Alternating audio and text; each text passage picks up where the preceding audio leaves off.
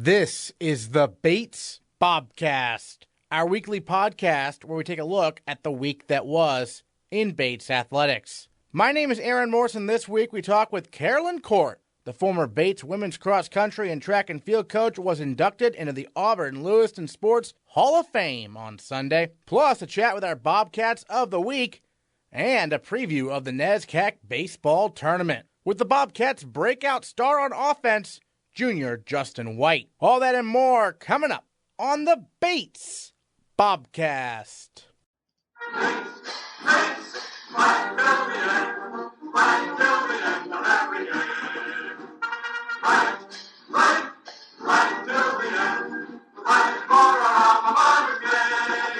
Carolyn Court served as the head coach of Bates women's track and field and cross country through the first 25 years of its existence, touching the lives of thousands of Bates student-athletes along the way. And on Sunday, Court was inducted into the Auburn-Lewiston Sports Hall of Fame. Then she chatted with the Bobcast. The ceremony was great. I was introduced by Peter Slavinsky, the Bowdoin coach, who's also in the Auburn-Lewiston Sports Hall of Fame. He was put in years ago, and so that was a nice connection. His dad is also in there. Yeah, well, obviously, I've coached here for years as well. When you found out you were going to be inducted, what was your reaction? I was pleased. I knew I had heard my name had been kicked around for years, and I didn't know what it would take to actually seal the deal and get inducted. But definitely the committee thought that it was time, and I had done quite enough things on my resume to get it accomplished. Excellent. Now, I know you went to school in Connecticut and then were a grad assistant right at Penn State. Had you ever been to Maine, though, before you got the job at Bates? I had never been to Maine before I had the job at Bates. I was a grad assistant at Penn State. The Penn State coach was doing a clinic here in Maine, and someone from Bates was at that clinic and happened to mention, gee, we're looking, for someone to take over, to start the varsity programs. And they actually wrote a letter to me at that point. Excellent. And so what was your first reaction when you arrived at the campus? Do you remember your first impression or anything? I do. I was picked up by Bob Hatch downtown at the bus station and made our way through town. There was a lot of construction going on. I remember that. My first night I spent in Parker Hall. They had a guest suite there, and I stayed there, and everyone was very, very nice and showed me around and just put out the red carpet for me. Excellent. What was the process like kind of starting these programs, some of them at least from scratch almost? It was new to me, too. I mean, I had Walt Slavinsky, who was a good mentor, and he certainly didn't want things to change too much, so there wasn't a lot of room for flexibility. But I definitely, the previous coaches, the track coaches, had recruited a pretty good class, and there were a number of women who had petitioned to get the varsity program going. So there were club cross-country runners, so there was still definitely a solid core of athletes at that point. And then what was because you grew the program obviously up, into the mid-2000s and everything. Was there a moment in time where you're like, wow, this is really starting to become, because you started to produce a lot of All-Americans, right? Yeah, I mean, it's just one step after another. You're trying for a state championship, you're trying to be a state champion, then there's New England Division III, and then you're going, whoa, nationals. And they didn't have an indoor national championship to 1985, and Bates hosted the first one of those. Yeah, that first indoor championship. Do you remember that experience? Oh, like it was yesterday. What was it like? Well, it was a lot of work because it's. I mean, you had transportation, you had catering, you had coaches, banquets, and we were competing in two facilities. We were using the cage and the field house, the cage for throwing events. And people were coming from all over, and they definitely said that we set the bar high for future championships. Coaching, obviously, a passion of yours. You're still coaching as assistant here at Lewiston. When did you know you wanted to become a coach? When did that hit you, kind of? I never had a physical education class till I was in 9th grade because I was in parochial school. And my first gym class, I just knew this is what I wanted to do the rest of my life. There was no question, day one. And then as I started being involved in athletics, I knew that I didn't really like teaching physical education, that I really wanted to work with, athletes that had a little more passion for what they were doing. So coaching college students versus now coaching high school students, similarities, differences? The difference is I'm coaching men too, and so there's a big difference there. But I'd say the women are very similar, but it's, I think, coaching at Bates, the students, they want to do it.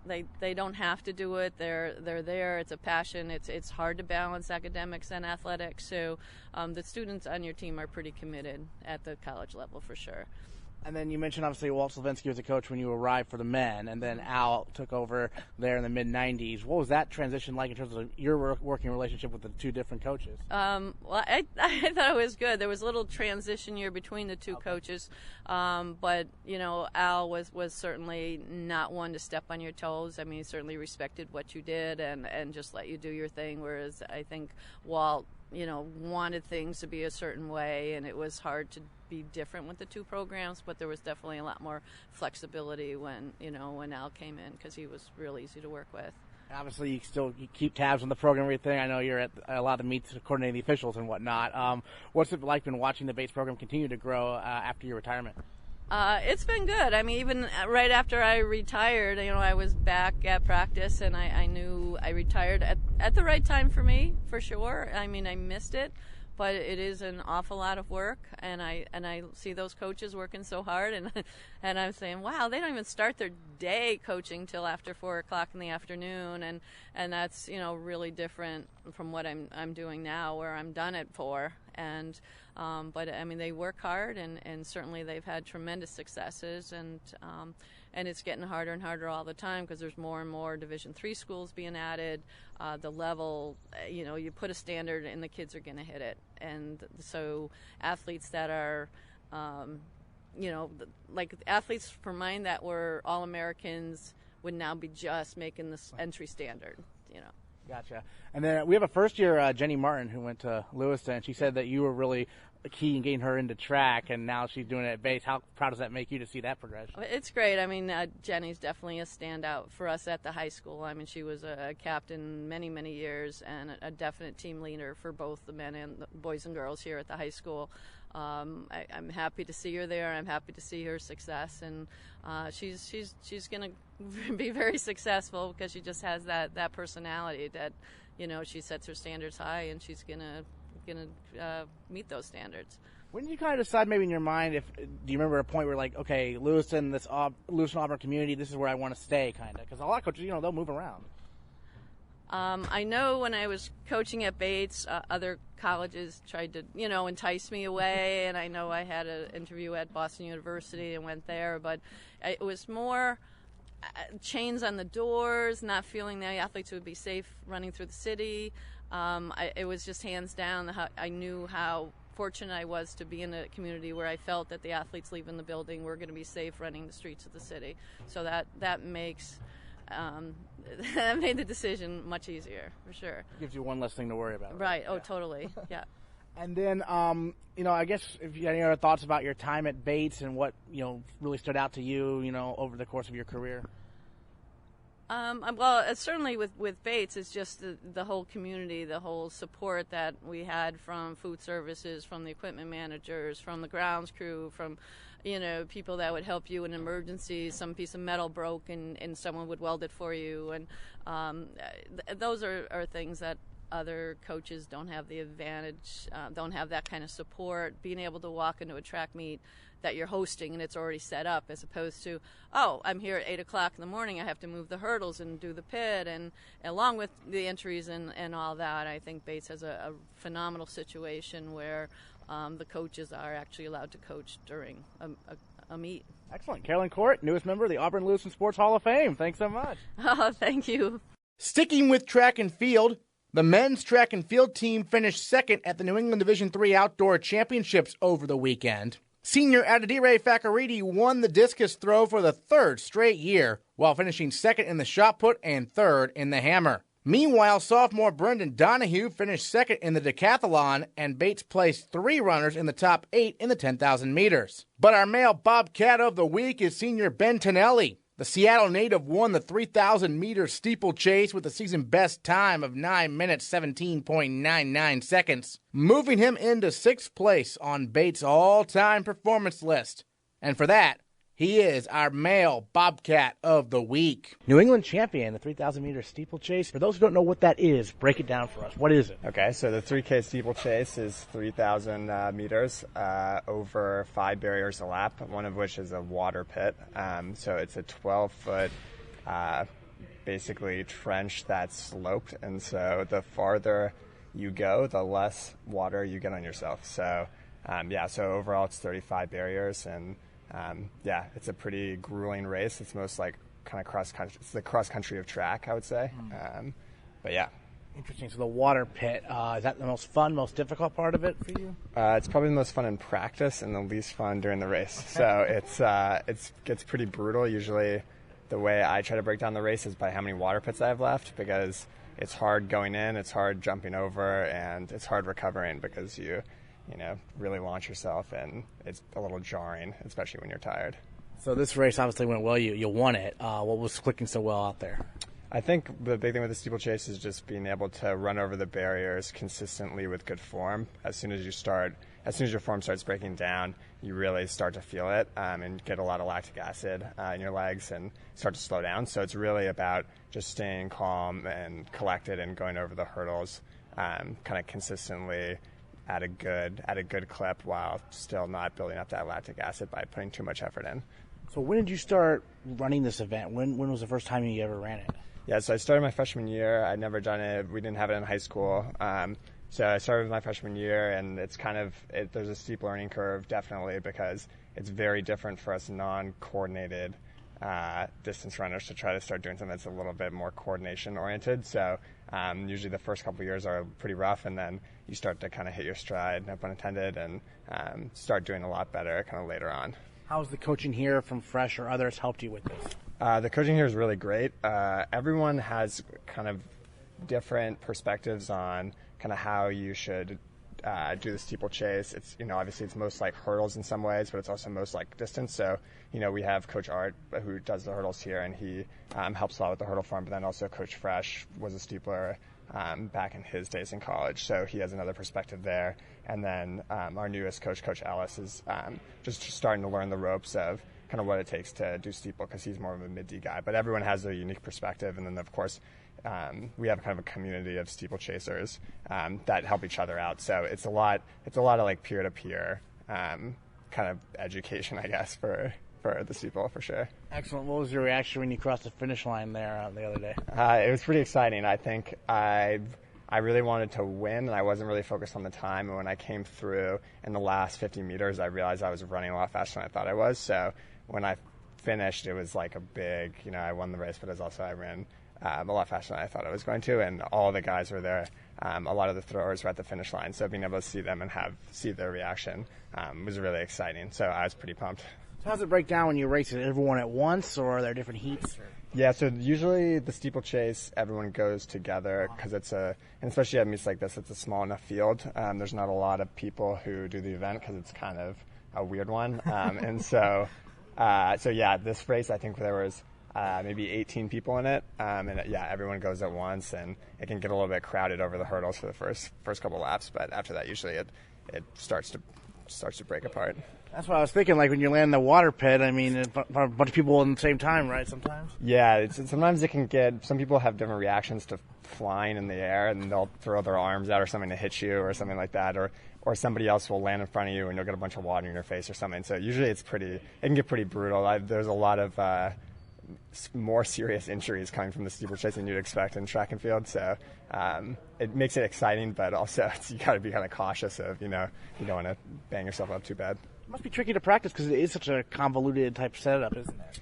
Yeah, practicing and training for it is pretty weird. You do have to balance like this. We do a lot of distance-oriented training. We're training with the 5K, 10K guys, but at the same time, we have to do hurdle form stuff pretty regularly. And then there's also just this added pressure of having to do hurdles at the end of a race when you're really tired and your form starts to break down, and it's kind of unlike anything that I've really ever experienced as a track or cross-country athlete. We got Open New England this weekend. Are we going to see you there? I'm probably going to skip this weekend and then go for the MIT Last Chance meet. It's the steeple. It's pretty jarring, so the less you can, like, if you can skip a week, it's nice to kind of rest your legs and and be ready to put it all out there once you get going. Where are you in terms of like the national perspective right now? Currently I'm 14th, so that's good, and there's a lot of really good guys in the NESCAC, so hopefully at MIT I'll be able to race them. I wasn't able to race them because of an academic conflict at the NESCAC championships, so I'll be able to see a lot of them again, hopefully at MIT, and that'll really help me out. How many runners get in? To nationals? Yeah. 20. Okay. And Yeah. you're 14 right now? 14 okay, currently. So feeling pretty good? Yeah. Not great, but not as I'm not as in there as I would like to be. But yeah, it's certainly, this is the highest I've ever been ranked in anything. So I'm happy in that regard, definitely. Yeah, because you've been a standout cross-country runner here, and that background helps you in the steeplechase, you think? Yeah, I think cross-country is very similar to the steeple because you do get these points of a lot of lactic acid built up when you're going up hills in cross-country or you're going over water pit and steeple, and I think those skills definitely translate. And a lot of the guys who are out there running the steeple are really guys who can put it out there in cross-country. I saw some of your cross-country teammates killed it in the 10K, right? Yeah, the 10K boys did awesome. Yeah, I think we have a really, really solid distance team this year, and I think especially those guys who are in the 10K just did incredible, and they're the guys that I'm training with. So, the fact that we're all successful, it speaks to, our training as a team and just as a group, and these are a lot of the guys that carried over from cross-country, and we have a great relationship with one another, and it really helps to have them out there. I'm doing a totally different event than them, but they're as invested in my success as I'm invested in theirs, and so that's a really great atmosphere to be a part of. All right, Ben Tonelli, Male Bobcat of the Week. Thanks so much. Thank you. Junior captain Katie Hughes paced the women's track and field team at New England's by posting 2 career best performances, taking 4th place in the shot put at 39 feet 9 inches and 7th place in the hammer throw at 151 feet 11 inches. And she is our female Bobcat of the Week. So this outdoor season, for the first time in the shot put, I have been rotating instead of gliding. And last weekend at NESCACs, I wasn't throwing very well in the shot put. And on my last throw, Coach Fresh said, you don't really have anything to lose. Why don't you just take a glide? And I did, and I threw better. I ended up having a better throw on the glide. So going into Division III New England's, we decided that I was going to glide and not rotate. And so I had a really good practice last week with the shot put, and I went into the meet. I wasn't supposed to place, I wasn't supposed to score, and I just knew that I had nothing to lose, and I just went in and I threw it well. And I think having that success in the shot put set me up to have success in the hammer too. It just made me feel a lot better going into it. For those who are not familiar maybe with the mechanics of the shot put, glide versus rotation, what are the similarities, differences between that? Well, the glide is linear and just goes kind of through the center of the circle, while rotation is just that, rotational through the circle. And so they are very different, but I've been working on both this season, so it's been really fun. All right, tell us a little bit about Coach Fresh, because I know all the throwers love him. Break it down. How is he such a good coach in your opinion? Coach Fresh knows everything about the throws, and if there's something he doesn't know, he's going to learn it. He knows the sport, and really importantly, I find as a female athlete, he knows his athletes. So he's not going to coach me the same way he's going to coach D-Ray, for example. And I personally find that really important, and he's just a great coach with a lot of experience and a lot of knowledge. That instant video feedback's pretty helpful too, right? Yeah, we film every throw every day, and oftentimes look at them right there at practice, but also he uploads it onto the server, and we have access to it when we're on the Bates Wi-Fi all the time. So you often might find throwers on their computer just watching and rewatching videos of themselves throwing. Excellent. Now, we talked to you before the indoor season, I believe, and you had just arrived back on campus, I believe, from studying abroad, right? So now you've been a captain for the indoor season and the outdoor season as well. What's the experience been like? It was a great season, and I've loved being able to step into that leadership role and be someone who my teammates can look up to, hopefully. I try to work hard on the track and off the track, and try to lead by example and set a good example for my teammates. And I think I've done that. And then, as a thrower, how much opportunity did you get to watch some of your other teammates compete there at New England's or in general at meets? That's actually kind of tricky because where I throw 3 throws, the shot put, the discus, and the hammer throw, I'm pretty much throwing all day. And at many outdoor tracks, the throws are far away from the track. For example, at MIT this past weekend, we have to walk past the baseball field to get to the hammer circle. So I'm often away from the track and not always as able to keep up with what my teammates are doing on the track. But I try to make up for that by, talking to people, asking them about their performances, even if I wasn't around to see them perform. You have some other fellow throwers you've been working with this year, being one of your experienced women's throwers on the team, right? Yeah, so we brought in 2 freshman throwers, Ellie Strauss and Genesis Paulino, and Ellie has been strong for us in the javelin, and Genesis has thrown the shot put, the discus, and the hammer with me, and I have loved having female teammates. I love the male throwers, don't get me wrong, but having Genesis, especially Genesis, since we throw all 3 together, having Genesis has been really wonderful for me. She pushes me in the circle, she pushes me in the weight room, and she's just a wonderful teammate and friend. What tidbits maybe have you shared with her about what it takes to succeed here at Bates? I think having someone who has experienced a couple of years of school just is helpful for if you have any questions about anything. She is right now trying to figure out what she's going to major in, and so she's asked me questions about the psychology department, and I've been able to give her answers about that. But yeah, I kind of just, I'm here for her whenever she needs. Short term, you're taking a class. What is it? I am taking Japanese T-bowl. I am using the pottery wheel and making T-bowls. So it's been a lot of fun. What kind of an art class, if you will? Or? Yep, it's a studio art class, okay. And I have never taken a studio art class at Bates. I've never taken an art class at Bates. But short term is kind of the time to get outside of your comfort zone and explore something new, and it's been really fun to put energy into something that's not super heavily academic and something that's other than my throwing. So it's been really fun. Interesting. So how many T-bowls are you making? I think right now on my shelf I have 16. But I have to, my final project is 15 T-bowls, but I have to make a lot more so that I can, turn in ones that are actually good, hopefully. Excellent. And then we talked off the air, but Open New England remains a possibility for you. So what are you doing this week to get ready for that in case we'll find out Wednesday, right? Yeah, so we'll find out Wednesday if I'm going to compete this weekend or not. But up until that point, I'm just going to practice as if I am competing. So we have our practice schedule fresh, emailed that out to all the throwers this morning, and I'm going to get a good shot put session in today, and discus isn't off the table yet, so I'll throw shot put, discus, and hammer this week just in preparation for the possibility of competing this weekend. All right, Katie Hughes, Female Bobcat of the Week. Thanks so much. Thank you very much.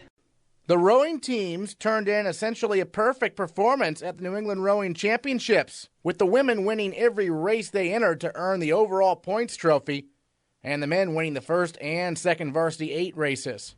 For the men, the National Invitational Rowing Championships this Friday loom large. Another NESCAC title would be nice, but if the first varsity 8 wins its grand final, that would mean a bid to the famed IRA Regatta in early June. Men's assistant coach Elizabeth Kinney is excited. They have showed a new level of commitment to this sport this year. Last year they had a tough finish. In this past regatta, they just missed IRAs, and so that's our big goal this year. And this senior class has really pushed, and going into this weekend, it's going to be fun for these guys. The softball team fell to number 25 nationally ranked Amherst in the NESCAC tournament last week, And the men's tennis team fell in the NESCAC championships to number 1 nationally ranked Middlebury to wrap up their seasons. However, softball finishes with a program record 20 wins, and the men's tennis team will find out Wednesday if Ben Rosen will once again be competing at the NCAA singles and maybe even doubles championships. This weekend, the Bates baseball team competes in the double elimination NESCAC tournament in Hartford, Connecticut, starting Friday night against Amherst. Junior Justin White entered the season with no career hits. He barely played to start the year, but all of a sudden, he has caught fire. In 17 games, White is hitting .381 with an on-base percentage of .490. Previewing the NESCAC championships for the Bates baseball team here on the Bobcast, Justin White, junior catcher and designated hitter for the Bobcats. And first of all, Justin, your story is interesting. You know, kind of like DiVincenzo, where your first year maybe you weren't really necessarily on the team, but the last couple of years you've gotten some more playing time. How's your development gone here as a player these last few seasons? I tried to keep my head up through it all. You know, it started kind of shaky, but a lot of support from the guys on the team. You know, great group of guys. A lot of support from them always just helped me get through it, and it's just been awesome to learn a lot from them and grow and finally get my shot, and it's going pretty well right now. So, yeah, I'm curious, when you came to Bates, I know Connor came to play football initially. What did you come just as a student and you tried out for the baseball team, or how'd that go? My story is a little unique. I wanted to play hockey coming out of high school, and I guess just I kind of fell in love with Bates, you know, and I'm Chinese econ double major, minor in music, so it's kind of hard to find a school that can give me all of those, and Bates was just the right fit, so I came and I just decided, you know, I'll try out for baseball, you know, see how it goes. You know, baseball's always been a love of mine, and now looking back at it, it's been a long road, but it's seemed to work out pretty well up to this point. So hockey, have you got a chance to play any club hockey here? Or? I did my first 2 years. This past year, I didn't really play. Focused more on baseball. Yeah. Glad I did. Right, because it's all come together for you this year. I mean, even the beginning of the season, you weren't really playing that much. When did it kind of turn for you? It turned for myself during our New York trip during April break. You know, I got a chance to catch, and it went pretty well. And then he plugged me back in there, and I just kind of rolled with it. You know, took advantage of my opportunities. You know, with a lot of support from older and younger guys on the team. You know, it's a great group of guys, and honestly, I probably couldn't have done it without them, because they were always pushing me, always telling me to keep my head up and whatnot. And so I guess that'd be the turning point for myself personally, and honestly for ourselves as a team. Over that New York trip, you know, our bats just started to light up, and we haven't really looked back. So excited moving forward. I'm curious, beginning of the year, did it even come to your mind you might be hitting like cleanup? No, no, I try not to think about stuff like that. Yeah. You know, I just like to show up every day and put my work in, and you know, that's coach's decision at the end of the day, and hopefully I can just continue to roll and do whatever I can to help us get some wins. And I feel like, you know, in baseball, you got to get the at-bats, right? You got to get the reps in. And so those games in a row in New York, I mean, you're playing every day. That really helps, doesn't it? Oh, absolutely helps. Baseball is definitely a repetition sport, you know, and the more reps you get, the more comfortable you feel. It's kind of hard to explain unless you play baseball, I guess. But, yeah, honestly, it's a repetition sport, so the more at-bats you get, the more confidence you get, the more pitches you see. Generally, the better it works out for you. So, yeah, our whole team, I think, honestly, playing those games back-to-back like that helped us as a whole, you know, and we haven't looked back, so hopefully we keep it rolling. Great. Growing up, obviously, I'm sure you played baseball throughout your time in high school and everything. Were you a catcher mainly, or? No, actually. So I didn't start catching. So I went to public school through my junior year, and then repeated my junior year. Went to prep school for hockey and baseball. And that when I got there, they were like, "We need a catcher," and I was like, "Okay, sure." So yeah, I mostly played the corners, like first and third, a little bit of right field up until my second junior year, I guess. So yeah, it's only been about 5 years now that I've really been catching. Interesting. So even though like someone like Jack Aaron is younger than you technically, do you learn from watching him a little bit, or? Oh yeah, absolutely. Yeah. All the guys, you know, even like Reed, Aiden, Leo. We brought in a new coach this year, Coach Sess. He was a catcher in college. You know, learn a lot from all those guys. I think we all give and take. You know, we're a nice little crew of guys. You know, even with I know myself and Leo aren't always catching and whatnot, but because Leo plays outfield and sometimes I'll be playing first base in practice and whatnot. So, but yeah, I think we all learned a lot from each other, and I think that's honestly it was good for me to not having a lot of experience catching. At least my first 2 years, kind of taking it a little slower and just sitting back and kind of watching and learning. I think it helped me a lot. Terrific. And then obviously the team was in the NESCAC tournament last year as well. So that experience, what do you think the team learned from that experience going forward to this year now? I think we'll definitely, at least for a lot of the younger guys, I know the seniors have been, this will be their third time there, I believe. So I know, obviously, experience helps, especially with postseason baseball. You know how to prepare your body, how to prepare yourself mentally, stay healthy and all that. And last year, new coach, it was a lot of young guys and stuff. And I think that experience helped us a lot moving forward to this year. I think we're all mentally prepared. We know what to expect. We know how to handle it and how to go about our business. And I'm really excited to see what the tournament has in store this year because I think we got a good shot. Yeah, and you touched on the fact that you were a practice player as a first year, and DiVincenzo was also a practice player that same season, I believe, as a sophomore. And so do you have a kinship there, kind of? Yeah. Devo and I have definitely gotten really close over my 3 years here, especially this season. We at least I like to think I've always been there for him too, but I can't speak for him. I can only speak for myself. He's absolutely been there for me through it all. He's been one of my biggest supporters. Always there to just pick me up or encourage me or whatnot. He's a great leader for our team, great leader for he inspires me every day. Just watching his work ethic, my opinion, by far the hardest worker on the team. He's always going, he's always moving, and yeah, you learn a lot watching Connor.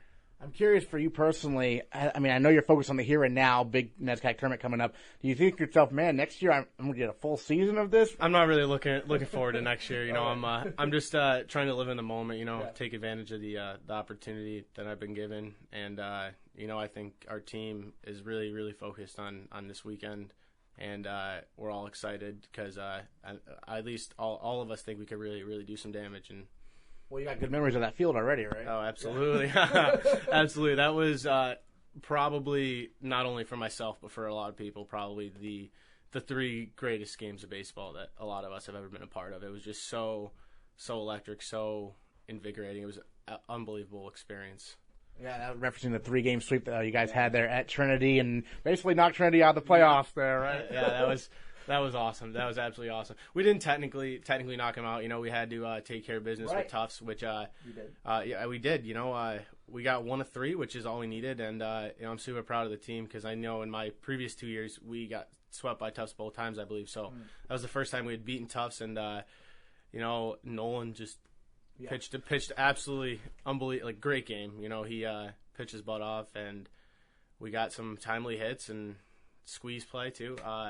And it was just a great win. So, yeah, we took care of business when we needed to. And what I like to see this week, that Southern Maine game here, you guys lost the game, but by 1 run. You guys competed pretty evenly with the number 18 team in the country, right? Yeah, absolutely. So I think right now we're on, I guess, if you include Tufts, I think a 4-game losing streak. But all those games, minus the last game of Tufts, but all of them have been, we have been competing in every game, and there's good and bad to take from every game. But even you talk about the USM game there at the end, yeah, we might not have won, but just the way we fought and rallied, and everyone just kept their composure, kept the intensity up, and kept fighting. We might have lost, but that's a lot, in my personal opinion. That's a lot of momentum going into the tournament, and it's looking like that's going to be our last game now before the tournament. And I mean, we might not have won, but I think personally that's a pretty good way to go into the tournament with that kind of momentum and that mindset.